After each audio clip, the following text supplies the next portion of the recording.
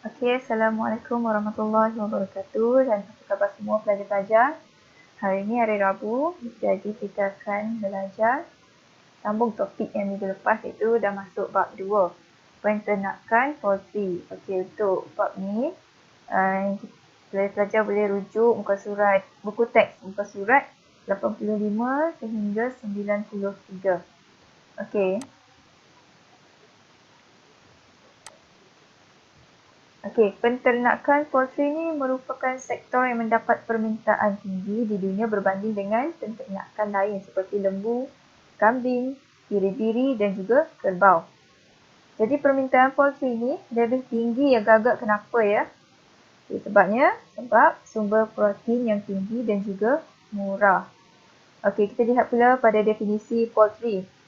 Okey, definisi poultry ialah sejenis kumpulan burung atau ayam yang diternak khusus untuk mendapat sumber daging atau telur. Ayam pedaging iaitu ayam yang diternak untuk mendapatkan dagingnya. Ayam ini mempunyai tumbesaran yang cepat berbanding ayam yang penelur ataupun yang kampung. Okey, kita tengok ayam penelur pula. Ayam penelur ni apa? Ayam penelur adalah ayam yang menghasilkan telur. Ayam ini lebih cepat matang sebab pemakanannya yang lebih efisien menjadikan ayam ni kurang menghasilkan bekalan daging. Contoh ayam penelur ialah ayam Lohman. Okey, seterusnya ayam kampung.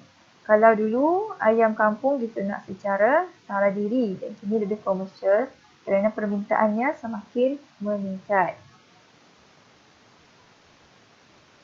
Okay, satu lagi penternakan puyuh. Penternakan puyuh ni sebenarnya kecil-kecilan ataupun tradisional. Ada dua, itu puyuh pedaging dan puyuh penelur, sama juga seperti ayam tadi. Okey, fokus kita pada hari ini adalah untuk meneroka sistem penternakan poultry secara komersial, iaitu sistem separa intensif, sistem intensif dan sistem integrasi. Mari kita lihat jenis-jenis sistem penternakan poultry. Untuk separa intensif ada dua, iaitu lepas bebas dan reban mudah alih. Okay, sistem penternakan secara intensif. Sistem penternakan ini mempunyai keluasan ruang berpagar di sekeliling reban. Iaitu nisbah minimum keluasan reban ni adalah 3:7, iaitu 3 di bahagian bangunan dan 7 lagi di kawasan berpagar. Kadar muatan optimum sebuah reban ni adalah 8 ekor setiap meter persegi. Tindakan separa intensif ni selalunya waktu siang duduk di luar reban. Ayam ni boleh berjalan di luar pada reban dan mencari makan kat luar reban. Waktu malam, ayam-ayam ni akan balik duduk di dalam reban. Okey, seterusnya kita tengok ternakan poultry secara intensif. Okey, ada 4 jenis ternakan poultry intensif, iaitu sangkar, lantai tinggi, sarap tebal dan reban tertutup. Okey, sistem penternakan intensif, ternakan ni berada dalam reban sepanjang masa. Dia takkan merayau-rayau macam ayam yang sistem ternakan separa intensif. Okey, keperluan ayam-ayam penternakan intensif ni disediakan sepenuhnya menggunakan teknologi terkini seperti alat pemberian makanan dan minuman yang secara automatik. Tak perlulah penternak ni nak bagi makan berkala pergi bagi sendiri. Dia ada sistem automatik. Okay, kawalan penyakit diurus dengan baik dan berkesan. Kadar muatan maksimum ayam-ayam ni adalah 12 ekor bagi setiap 1 meter persegi.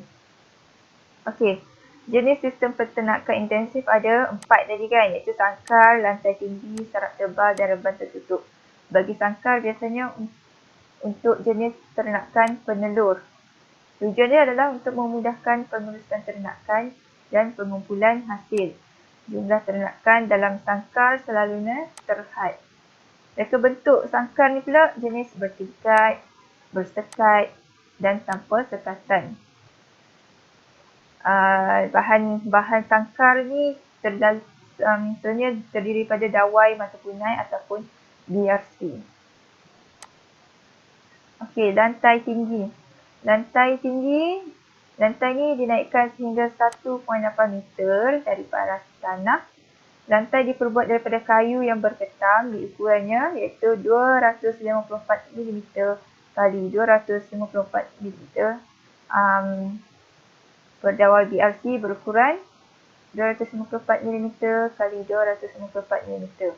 Okey, bagi sarap tebal pula, lantai dibuat daripada konkrit dan ditutup dengan sarap. Jenis sarap ni adalah ketam kayu, jerami, sekam padi. Kenal kan jerami sekam padi dengan hasil ketam kayu ni. Okey, sarap diisi setebal 80 ke 100 mm. Okey, reban tertutup pula. Reban tertutup sepenuhnya sepanjang ternakan berada dalam reban. Selalunya akan guna teknologi terkini lah ataupun sistem automatik. Okay, jenis reban ni reban sarap tebal, lantai tinggi dan sangkar. Kelebihan reban tertutup ni pengudaraannya lebih baik. Persekitaran selesa, kawalan keselamatan lebih berkesan. Okay, reka bentuk reban ni selalunya ringkas, iaitu menggunakan struktur besi dan aluminium. Seterusnya kita akan tengok sistem penternakan poultry jenis integrasi. Ada dua, iaitu ternakan ayam dengan ikan dan ternakan ayam dengan tanaman. Integrasi ni dicampur antara dua jenis hidupan, iaitu ayam dengan ikan ataupun ayam dengan tanaman. Okey, sistem penternakan integrasi, konsep penternakan yang menggabungkan, kata kuncinya menggabungkan kegiatan pertanian, penternakan dan perikanan dalam sebuah kawasan. Okey, kitarannya senang, iaitu kotoran hasil ternakan ni akan menghasilkan bahan organik untuk tanaman dan ikan. Contohnya, ayam ni akan menghasilkan bahan organik kepada ikan dekat dalam kolam ni. Jadi, ikan ni dapat makanan. Okey, seterusnya kalau tanaman pula. Ayam akan menghasilkan baja kepada tanaman. Okey, hasil utama penternakan integrasi adalah sumber makanan iaitu daging dan telur. Jadi, ia juga membekalkan makanan pada ikan dan tanaman.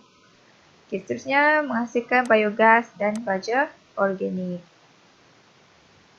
Okey, sistem penternakan intensif dan sistem penternakan separa intensif ni ada dua lah, kelebihan dan keburukan. Kelemahan lah lebih tepatnya. Okey, kebaikan bagi separa intensif adalah bentuk reban bebas. Kemudian kebaikannya lagi, ayam dibiar bebas dan lepas. Ayam ni tak stres lah.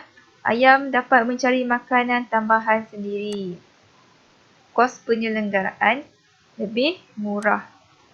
Sebab apa ayam boleh mencari makanan sendiri? Okey, kurang pengawasan. Tak perlu nak selalu awas dia. Okey, kelemahannya pula. Kadar produktiviti ayam tu rendah. Kehilangan ayam oleh pemangsa tinggi sebab dia bebas. Ayam menjadi liar dan tidak masuk ke dalam reban. Ayam bertelur dan menetaskan anak secara tidak terkawal. Okey, bagi sistem penternakan intensif pula, kebaikannya bentuk reban yang luas. Kadar produktiviti lebih baik. Ayam lebih senang diurus. Kehilangan ayam tidak terjadi kerana sepanjang masa berada di dalam reban. Berbanding dengan separa intensif tadi kan. Okey, kelemahan bagi sistem penternakan intensif ni pula adalah jumlah ayam terhad dalam satu reban kecil ataupun sangkar, iaitu satu ekor ayam jantan kena ada 6 ekor ayam betina. kos peralatan dan penyelenggaraan lebih tinggi.